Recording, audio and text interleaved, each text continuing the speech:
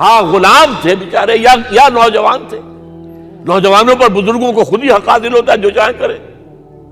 اور غلام تو ملکیت ہوتا ہے، زندہ ذبح کر دے تبھی کوئی پوچھنے والا نہیں. تو جو بیت رہی تھی بلال پر، ابو فقیہ پر، زنیرہ پر، جو ان پر بیت رہی تھی، جو خباب پر بیت رہی تھی، جس طرح ہلاک کیا گیا ہے حضرت سمیہ کو، حضرت یاسر کو، یہ ساری تکلیفیں انہیں بھی تھیں. لیکن کیا اس کا یہ بالواسطہ ایذا محمد کے لیے نہیں تھا صلی اللہ علیہ وسلم. آپ کے ساتھی آپ کی جانثار ہیں، لیکن آپ ان سے بھی کیا کہیں، فصبروا فصبروا فصبروا. جب ابو جہل بدترین ٹارچر کر رہا تھا حضرت سمیہ اور حضرت یاسر کو رضی اللہ تعالی عنہما، آپ کے علم میں ہے کیسی کیسی ٹارچر کی ہے. جوان بیٹے کو باندھ دیا ایک ستون کے ساتھ، اس کی نگاہوں کے سامنے برہنہ کیا ہے ماں کو.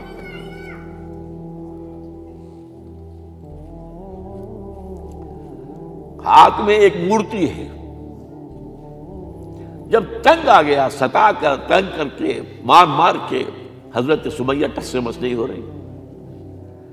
کہتا ہے تم ایک دفعہ کہہ دو سمیہ کہ ہاں اس مورتی میں بھی کچھ ہے، میں تمہیں چھوڑ دوں گا. انہوں نے تھوک دیا،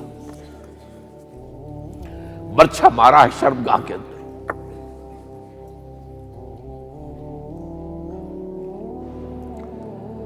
کتنی تکلیف پہنچی ہوگی حضور کو. لیکن آپ گزر رہے، اصبروا یا آل یاسر فإن موعدکم الجنہ.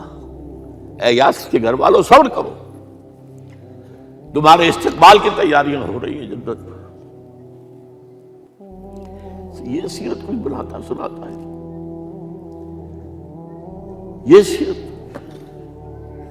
یاسر کے ساتھ کیا کیا ہے؟ 4 اونٹ نر سانڈ، اور ان کے ساتھ رسے باندھ کر ایک رسے سے ان کا ایک بازو باندھا، ایک سے دوسرا بازو، ایک سے ایک ٹانگ دوسرے سے دوسری ٹانگ. انہیں دوڑایا ہے کہ پرکھتے اڑ جیسے قسم کے. یہ دین ایسے ہی قائم نہیں ہوا. عدل و انصاف کا نظام ٹھنڈے ٹھنڈے قائم نہیں ہوتا، گھر میں آرام سے بیٹھے ہوئے قائم نہیں ہوتا. اور سنیے، 3 برس شیب بنی ہاشم کے اندر قید ہے. 3 برس. اور یہاں کی قید پر قیاس نہ کریں. یہاں تو جیل میں کھانے کو ملتا ہے، راشن ملتا ہے، جیسا بھی ملتا تو ہے نا. اور لیڈروں کے لیے تو class A class B class ہے. اب تو ان کا تو لیڈر تو لوگ جب آتے ہیں جیل کاٹ کر معلوم ہوتا ہے کہ شاید کسی صحت افزا مقام سے تشریف لا رہے ہیں. وہاں کیا تھا؟ Total boycott. ایک گھاٹی، ادھر پہاڑ ادھر پہاڑ، دونوں طرف جو ہے پہرے. کوئی کھانے پینے کی چیز اندر نہیں جائے گی. اور پورا خاندان بنی ہاشم، وہ بھی کہ جو ایمان نہیں لائے، وہ قبائلی زندگی تھی نا. بنو ہاشم چونکہ حضور کو پشت پناہی چھوڑنے کو تیار نہیں ہوئے، ابو طالب نے آخری وقت تک بھی ساتھ نہیں چھوڑا. ہاں آخری وقت کے قریب ایک بات ہو گئی تھی. ایک مرتبہ تو ہوا کہ وفد آیا ہے قریش کا کہ اپنے بھتیجے کو روک لو، وہ ہمارے معبودوں کی توہین کرتا ہے. ابو طالب نے بلایا اور آپ سے کہا کہ یہ کچھ اپنے رویے کو بدلے. آپ نے فرمایا چچا جان، اب تو چاہے یہ میرے ایک ہاتھ پر سورج اور دوسرے پر چاند رکھ دے، میں اپنے اس مشن کو چھوڑ نہیں سکتا. یہ ہے استقامت. اور ابو طالب کے عین انتقال کے وقت جو معاملہ ہوا، جب وفد آیا ہے کہ ٹھیک ہے اب ہمارا جو ہے صبر کا پیمانہ لبریز ہو گیا ہے، اب ٹھیک ہے آ جاؤ میدان میں، تم بھی ساتھ چھوڑنے کو تیار نہیں ہو. ابو طالب نے بلایا، بھتیجے مجھ پر اتنا بوجھ نہ ڈالو جو میں برداشت نہ کر سکوں.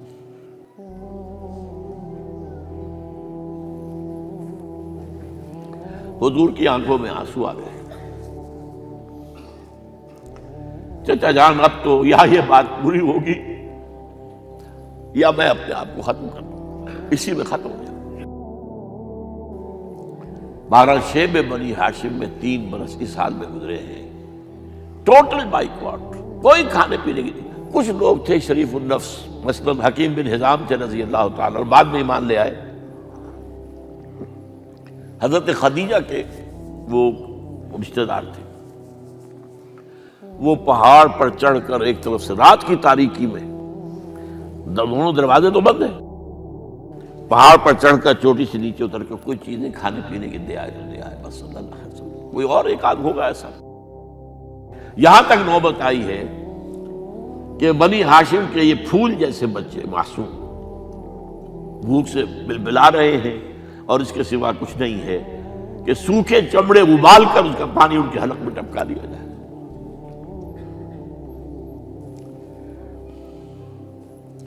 اور جو ہوا وادی طائف میں، جب مکے والوں نے فیصلہ کر لیا کہ آپ قتل کر لو، ابو طالب بھی فوت ہو چکے ہیں، اب کوئی اندیشہ نہیں، کوئی خانہ جنگی شروع نہیں ہوگی، کوئی انٹرا ٹرائبل وار نہیں ہوگی، تو آپ طائف گئے ہیں۔ شاید وہاں کے 3 سردار تھے بڑے، اور یہ طائف اصل میں قریشی کا سمجھیے کہ یہ ان کا گرمیوں کا یہ صحت افزا مقام تھا۔ یہ تمام جو سردار تھے مکے کے، ان کی جائیدادیں وہاں تھی، باغات تھے، اور وہاں کے بھی 3 سردار تھے، تو شاید ان میں سے کسی کو اللہ توفیق دے دے۔ وہاں گئے ہیں اور صرف ایک ساتھ ہیں، حضرت زید بن حارثہ، حضرت ابو بکر بھی ساتھ نہیں، سائے کی طرح ساتھ رہنے والا بھی ساتھ نہیں تھا۔ وہاں جا کر جو آپ نے تینوں سے بات کی ہے، تینوں نے وہ باتیں کہی ہیں جو کلیجے کو چیر جائیں۔ تمہارے سوا کوئی اللہ کو نہیں ملا تھا رسول بنانے، جاؤ چلے جاؤ۔ ایک کہتا ہے فوراً چلے جاؤ یہاں سے، اس لیے کہ ہو سکتا ہے کہ تم سچے ہو تو کہیں میں تمہاری توہین نہ کر دوں، اور یہ بھی ہو سکتا ہے تم جھوٹے ہو تو جھوٹے کو میں منہ نہیں لگانا چاہتا۔ 3 دن کی یہ سختی، اور اس میں کیا ہو رہا ہے، اسٹریٹ ارچنز جو کہلاتے ہیں ہمارے یہاں، ٹھوکرے گلیوں کے، انہیں اشارہ کر دیا ذرا ان کی خبر لو، اب وہ پتھراؤ کر رہے ہیں۔ جیسے ہمارے ہاں کوئی آ جاتا ہے، کوئی نیم پاگل یا کوئی اور کسی طرح کا مست قسم کا آدمی، اور اس کے اوپر چھوکرے چاروں طرف ہوں اور ستا رہے ہوں، یہ نقشہ تھا، اور طائف کی گلیاں تھیں، اور محبوب رب العالمین تھے۔ ادھر سے پتھر آ رہے ہیں تو زید بن حارثہ رکاوٹ بن گئے ہیں، لیکن پیچھے سے آ رہے ہیں، وہ کیسے روکیں گے؟ پیچھے جاتے ہیں تو ادھر سے آ رہے ہیں۔ جسم لہو لہان ہے، خون رس رس کر زخموں سے جوتیوں میں آ کے جم گیا ہے۔ پھر وہاں سے آپ نکل کر گئے ہیں، ایک باغ میں تھوڑی سی پناہ لی ہے تھوڑی دیر کے لیے، جوتے بڑی مشکل سے اترے ہیں، خون جمع ہوا، اور وہ جو پھر دعا نکلی ہے آپ کے، وہ کلیجے کو چیر جانے والی ہے۔ اللہم الیک اشکو ضعف قوتی وقلت حیلتی وحوانی علی الناس، اے اللہ تیری جناب میں فریاد لے کر آیا ہوں، اپنی قوت کی کمی کا، اپنے وسائل کی کمی کا، اور لوگوں میں جو رسوائی ہو رہی ہے، الی من تکلنی الی بعید یتجہمنی او الی عدو ملکت امری، مجھے کس کے حوالہ کر دیا ہے، مجھے دشمن کے حوالے کر دیا جو چاہے میرے ساتھ کر گزرے۔ فریاد ہے کہ نہیں؟ بڑی زوردار فریاد ہے، بڑی زوردار، لیکن پھر مقام عبدیت کا ظہور ہوتا ہے۔ ان لم یکن علی غضبک فلا ابالی، اے اللہ اگر تو ناراض نہیں ہے، مجھے اندیشہ یہ ہو گیا کہ کہیں تو ناراض تو نہیں ہو گیا ہے، کہیں تو نے میرا ساتھ تو نہیں چھوڑ دیا ہے، اگر تو ناراض نہیں ہے تو مجھے کوئی پرواہ نہیں، جو ہو سو سر تسلیم خم ہے جو مزاج یار میں آئے۔ واپس آئے ہیں تو مکے میں داخل نہیں ہو سکتے تھے، وہاں تو قتل کا فیصلہ ہو چکا، باہر ہی آپ نے ڈیرا لگایا، زید بن حارثہ کو بھیجا، فلاں شخص کے پاس جاؤ کہ تم اگر امان میں لے لو محمد کو تو محمد آ جائیں، میں تو میری یہ پوزیشن نہیں ہے، میں قریش کے مقابلے میں امان نہیں دے سکتا۔ دوسرے کے پاس بھیجا، اس نے بھی کچھ ایسے جواب دے دیا۔ تیسرے کے پاس جب گئے حضرت زید، مطعم بن عدی، اس نے کہا ٹھیک ہے، میں امان دیتا ہوں محمد کو، وہ آ جائے مکے میں۔ حضور سے آگے کہا، حضور نے فرمایا نہیں جا کر کہو، آ کر لے کر جا۔ کیوں؟ کیا پتا اچانک جو ہے میرے داخل ہوتے ہی کوئی مجھ پر حملہ کرے، قتل کر دے۔ وہ تو یہ کہہ سکے کہ ہمیں کیا پتا تھا کہ موتیم نے جو ہے امان دی ہے، I never knew it۔ اب یہ قبیلے کے اندر یہ ہوتا تھا کہ ایک نے امان دے دی، سب کی طرف سے امان۔ لہذا حضور نے فرمایا آ کر لے کر جاؤ۔ وہ اپنے 6 بیٹوں کو ہتھیار سجا کر لے کر آیا ہے اور پھر لے کر گیا حضور کو، کہتا ہوا گزر رہا ہے راستے میں، لوگوں سن لو محمد میری امان میں ہے صلی اللہ علیہ وسلم۔ اس لیے آپ کو مکے کے اندر پھر 2.5 سال مزید رہنے کا موقع ملا ہے، اور اتنا بڑا احسان آپ نے مانا پھر موتیم بن عدی کا کہ غزوہ بدر میں جب 70 اسیر تھے قریش کے حضور کے پاس، تو آپ نے فرمایا تھا کہ اگر آج موتیم زندہ ہوتا اور وہ سفارش کرتا تو میں ان سب کو چھوڑ دیتا بغیر کسی فدیے کے۔ بہرحال یہ چند باتیں میں نے آپ کو بتائی، باقی تو یہ کہ غار ثور ہے کیسی کیسی، اور پھر غزوہ بدر سے پہلے کی رات ہے، اور وہ آپ کا زندگی کا طویل ترین سجدہ ہے اس میں، جہاں تک یہ الفاظ بھی آپ نے کہہ دیا، اللہ اگر کل یہ جو 313 یہاں جمع ہیں اگر یہ ختم ہو گئے تو پھر قیامت تک تیرا نام لینے والا کوئی نہیں ہوگا، میں آخری رسول اور میری یہ 15 برس کی کمائی ہے۔ اس پر کہا حضرت ابوبکر نے، وہ پہرےدار کی حیثیت سے کھڑے تھے، کہ حسبک حسبک حضور بس کیجئے بس کیجئے۔ بہرحال بدر ہے، احد ہے، زخمی ہوئے ہیں، دندان مبارک شہید ہوئے ہیں، خون اتنا بہا ہے کہ بے ہوش ہو گئے ہیں، اور خبر اڑ گئی ہے کہ آپ شہید ہو گئے۔ یہ سب کچھ، اور سب سے بڑھ کر حمزہ کی لاش سامنے آئی۔ کیسی لاش؟ ناک کٹی ہوئی ہے، کان کٹے ہوئے ہیں، پیٹ چاک کر کے کلیجہ چبایا ہوا ہے۔ کس طرح برداشت کیا ہوگا آپ نے؟ اپنے اوپر تاری کر کے دیکھیں، یہ حمزہ کون ہے؟ چچا ہے، دودھ شریک بھائی ہے، خالہ داد بھائی ہے، ساتھ کا کھیلا ہوا ہمجولی ہے، اور اس کی لاش ہے۔ جو قلب اطہر پر بیت رہی تھی وہ مدینے میں آ کر ایک بڑا ماحول بدلا ہوا تھا، تب وہ بات سامنے آ گئی۔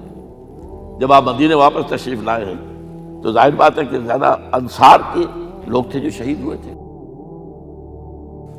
بدر میں مہاجرین تو میرے خیال ہے 1/4 تھے نمبر کے اندر، 3/4 تو انصاری تھے۔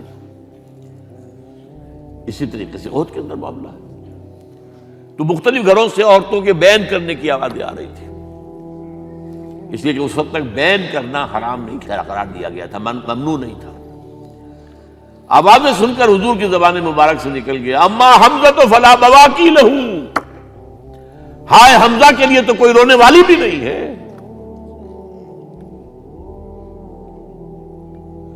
اس پر پھر صحابہ نے، انصار نے اپنے ہاں کی خواتین کو حضرت صفیہ کے ہاں بھیجا، وہ سگی بہن تھی، وہاں انہوں نے جا کے یہ بھی تعزیت کی بہن کی۔ غزوہ احزاب کا آپ نے سنی لیا، اسوہ رسول پر نہ معلوم کیا کیا باتیں چیز لوگوں میں مشہور ہو گئی ہیں۔ اسوہ کا لفظ آیا کہاں ہے قرآن میں؟ سورہ احزاب میں۔ وہ اسوہ کیا تھا؟ جب خندق کھودنے کا فیصلہ ہوا ہے تو خندق کھود رہی ہے، حضور بھی لگے ہوئے ہیں، بھاری بھاری پتھر اٹھا کر کندھے پر لا کر باہر پھینک رہے ہیں، پتھریلی زمین تھی، ایک پتھر کسی سے ٹوٹا نہیں تھا، تو حضور نے جو ہے 3 دفعہ جو اس کے اوپر ضرب لگائی تب ٹوٹا ہے۔ لیکن یہ کہ کئی دن کے فاقے ہو چکے تھے، کھانے کو کچھ نہیں، پورا محاصرہ تھا، 12,000 کا لشکر گھیرے ہوئے، یہاں تک کہ آپ کو معلوم ہے کہ گھروں کے اندر بیت الخلا تو نہیں ہوتے، باہر جاتے تھے قضاء، اس کا کوئی امکان نہیں۔ شدید ترین آزمائش جو ہوئی ہے اس کا نتیجہ ایک طرف یہ نکلا کہ منافقین کا نفاق ان کی زبانوں پر آ گیا۔ قرآن مجید میں ہے یہ، انہی آیات میں ما وعدنا اللہ ورسولہ الا غرورا، ہمیں تو اللہ اور اس کے رسول نے دھوکہ دے کے مروا دیا۔ ہم سے کہا تھا کہ قیصر و کسریٰ کے خزانے تمہارے قدموں میں آئیں گے، اور حال یہ ہے کہ اب رفع حاجت کے لیے باہر نہیں جا سکتے، کھانے کو کچھ نہیں۔ اس وقت کچھ صحابہ آئے ہیں حضور صلی اللہ علیہ وسلم سے، دیکھیے فاقے سے کمر دوہری ہوئی جا رہی ہے، ہم نے اپنے پیٹوں پر پتھر باندھے ہوئے، چادروں کے ساتھ پتھروں کسا ہوا تاکہ کمر سیدھی رہے۔ حضور نے اپنا کرتا مبارک اٹھا کر دکھایا، 2 پتھر بنے ہوئے۔ یہ ہے اسوہ،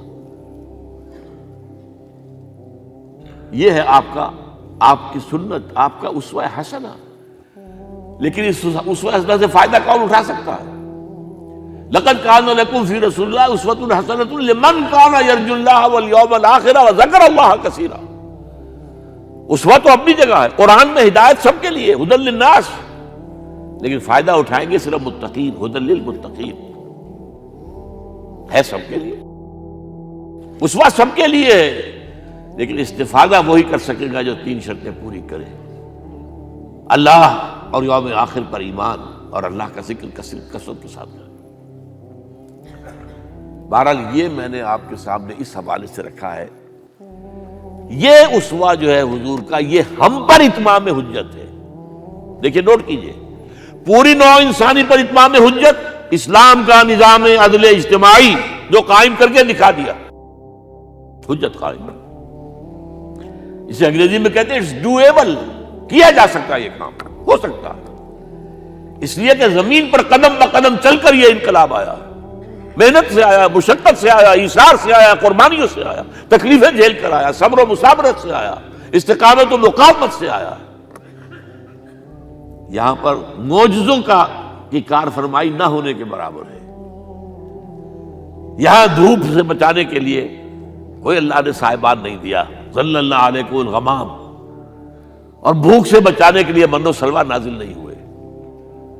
غزوہ تبوک میں ایسا بھی ہوا ہے کہ 3 مجاہدین کا 24 گھنٹے کا راشن ایک کھجور، ایک نے منہ میں رکھی، کچھ چوس لی، کچھ گلوکوز چلا گیا اس میں سے، دوسرے کو دے دی، اس نے چوس لی، پھر تیسرے کو۔ من و سلوہ نازل نہیں ہوئے۔ محنت، مشقت، ایثار، قربانی، صبر، مصابرت، استقامت، مقاومت، یہ ہے اسوہ رسول۔